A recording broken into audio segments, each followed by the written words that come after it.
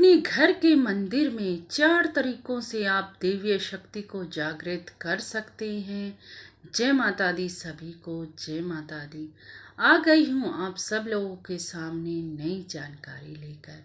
अगर चैनल पर नए हो तो ज़रूर से सब्सक्राइब कर लेना जी, क्योंकि इस चैनल पर मैं आपको पूजा पाठ संबंधी, भक्ति भक्ताई संबंधी हर चीज़ की जानकारी देती हूँ। आपको जो भी कुछ पूछना हो आप कमेंट में पूछ सकते हो। मैं वीडियो के माध्यम से आपको ज़रूर ही ज़रूर वह जानकारी भी दूंगी।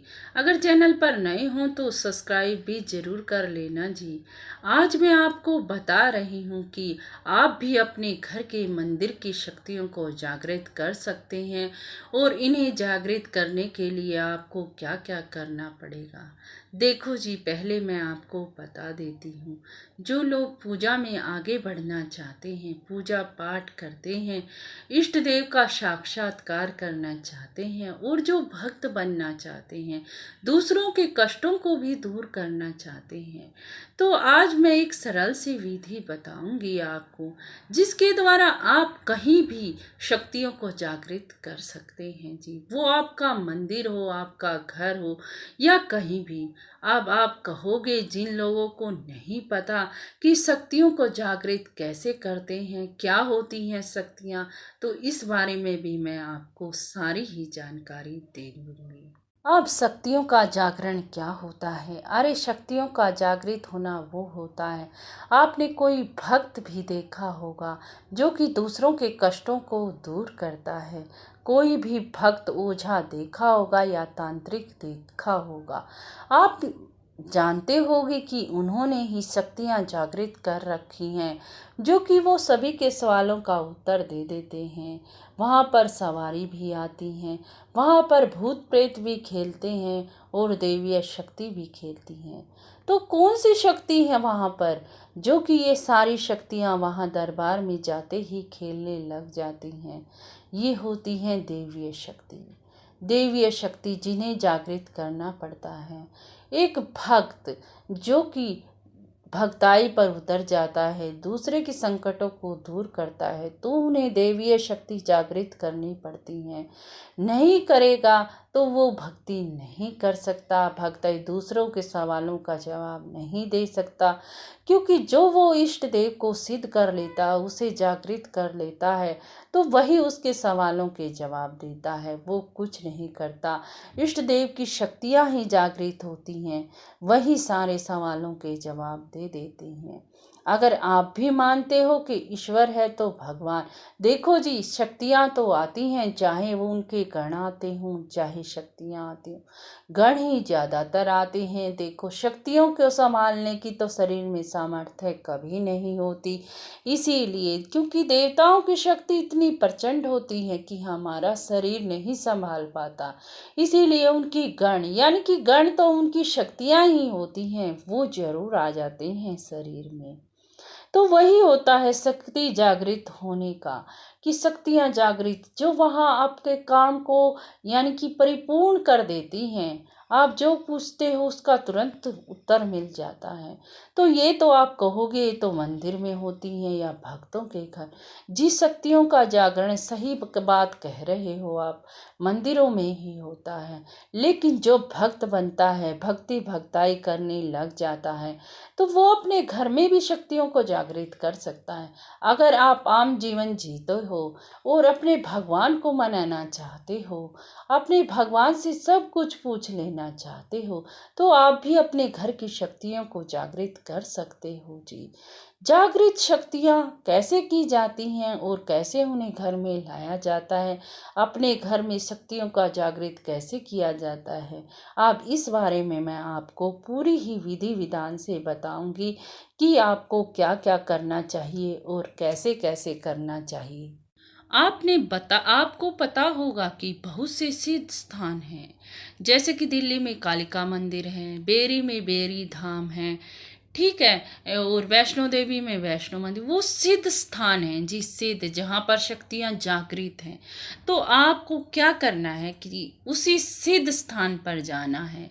आप यानी कि 51 शक्तिपीठ है माँ के, कहीं भी जा सकते हो आप, या आप सालासर बालाजी भी जा सकते हो, वहाँ भी शक्तियाँ जागृत हैं जी। ठीक है, आप जहाँ शक्तियाँ जागृत हैं वहाँ जाना है, आपको जाना है। वहाँ से आप अखंड ज्योति ज्योति जलाकर भी ला सकते हो। जैसे बेरी धाम गए आप, माँ की शक्तियाँ आपको अपने घर लेके आनी है, तो आप वहाँ पर माँ की ज्योति से ज्योति जलाइए और माँ से प्रार्थना कीजिए कि माँ मेरे घर चलो। तो माँ की ज्योति से ज्योति जलकर जब आपके घर में आएगी तो साक्षात माँ ही आ गई। फिर आप उसकी विधि विधान से पूजा करोगे माँ की, तन मन धन से। मैं ये नहीं कहती कि आप बेरी ही चाहिए, जो भी आपके इष्ट देव हैं, शिव शंकर भोले भंडारी हैं, या हनुमान जी महाराज हैं, या माता रानी कोई भी माता है, आप उसी के से स्थान पर जाइए जो आपके इष्ट देव हैं, जिन्हें आप जागृत अवस्था में देखना चाहते हैं, जिनसे अपने सवालों के जवाब मांगना चाहते हैं आप वहीं पर जाती है। मैं बस एक विधान बता रही हूँ आपको कैसे कैसे करना। आपको जिस स्थान पर जाना है वहाँ से ज्योति लेनी है, जहाँ वहाँ से स्थान पर हमेशा ही अखंड ज्योति जलती रहती है, उसी अखंड ज्योति से ज्योत जलाकर अपने घर ले आनी है। और जैसे मंदिर में पूजा होती है ऐसे ही पूजा पाठ करनी है आपको अपने इष्ट देव की। तो आप देखोगे थोड़े ही समय में आपके घर की शक्तियाँ जागृत होने लग जाएंगी। आप दूसरा मैं आपको बता रही हूँ, आप जब भी पूजा पाठ करते हैं, मंत्र जाप करते हैं, तो अपने पास एक लोटा रख लिए जिया करो जी, जल का भरकर। और जब आप मंत्र जाप करके उठते हो तो उस लोटे को सारे घर में छिड़काव कर दिया करो, सभी व्यक्तियों को पिला दिया करो उस लोटे के जल को, उसमें थोड़ा सा गंगा जल भी डाल लिया करो और सारे घर में छिड़काव करोगे तो इससे भी देवी देवता बड़ी ही जल्दी प्रसन्न हो जाते हैं। घर की नेगेटिव ऊर्जा सारी खत्म हो जाती है और घर में शक्तियों का प्रवेश होने लग जाता है। आप तीसरा मैं आपको बता रही हूँ जी, जो जो भी आप जिस भी सिद्ध पीठ से पर जाते हो वहाँ की ज्योति ज्योति नहीं जी, आप मिट्टी भी लेकर आ सकते हो, वहाँ से आप मिट्टी लेकर आ सकते हो। तीसरा काम है वहाँ से स्थान से थोड़ी सी मिट्टी उठाई और अपने घर लेकर आ गई, माँ से प्रार्थना की कि माँ मेरे साथ चलो, मेरे इष्ट देव मेरे साथ चलो, मैं आपकी तन मन धन से पूजा करूँगा। आप उस मिट्टी से मूर्ति भी बना सकते हो जी, आप उस मिट्टी को ऐसे ही कपड़े में बांध कर भी पूज सकते हो जी। तो वो माँ की शक्तियाँ आपके घर आ जाएंगी जी, जागृत शक्तियाँ। जो कुछ होना होगा पहले ही एहसास हो जाएगा जी, आपके इष्ट देव आपको पहले ही एहसास करवा देंगे। वो मिट्टी नहीं, वो साक्षात प्रभु होंगे आपके, जो कि आप जिसकी पूजा का फल आपको लाख गुना मिलेगा जी, लाख गुना। ठीक है, वो शक्तियाँ जल्द से जल्द आपकी ये मंदिर में जागृत होने लग जाएंगी जी, जागृत होने लग जाएंगी। चौथा काम मैं आपको बता रही हूँ जी, क्या करना है आपको अपने घर के यानी कि अपने इष्ट देव की शक्तियाँ जागृत करनी हैं, तो आपको एक तस्वीर लेकर आनी है अपने इष्ट देव की स्थान पर, जो जागृत स्थान है वहीं से वहीं की तस्वीर होनी चाहिए जी, और अपने इष्ट देव के चरणों में लगवानी है और प्रार्थना करनी है कि ये इष्ट देव आप इस तस्वीर के जरिए मेरे घर में विराजमान हो जाओ, चलो मेरे घर, और ला के अपने मंदिर में स्थापित कर देनी है।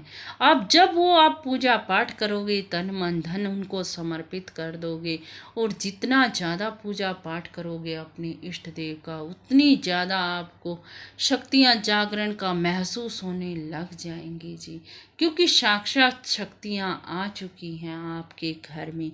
आप 4 तरीकों से अपने घर में भी शक्तियों को जागृत कर सकते हैं, जो मैंने आपको आज ये 4 तरीके बताए। अगर आप भी पूजा पाठ में आगे बढ़ना चाहते हैं, भक्ति भक्ताई में जाना चाहते हैं, अपने इष्ट देव के एहसास करना चाहते हैं, तो आप ज़रूर से ज़रूर कीजिए जी ये काम। आपको शक्तियाँ जागृत होती मिल जाएँगी। आप भक्त बनना चाहते हैं, तो आप बहुत ही जल्दी भक्त बन जाओगे जी। मंत्र जाप कीजिए अपने इष्ट देव का, अपने इष्ट देव की कृपा को महसूस कीजिए जी। अगर आपको शक्तियों का जागरण करना, तो इन 4 कामों में से एक काम कर सकते हो। आपके इष्ट देव की शक्तियाँ आपके पास थोड़ी चली आएँगी। अगर जानकारी कुछ पसंद आई हो तो लाइक, शेयर और कमेंट में जय माता दी लिखना ना भूलना। जय माता दी, जय माता दी, जय माता दी।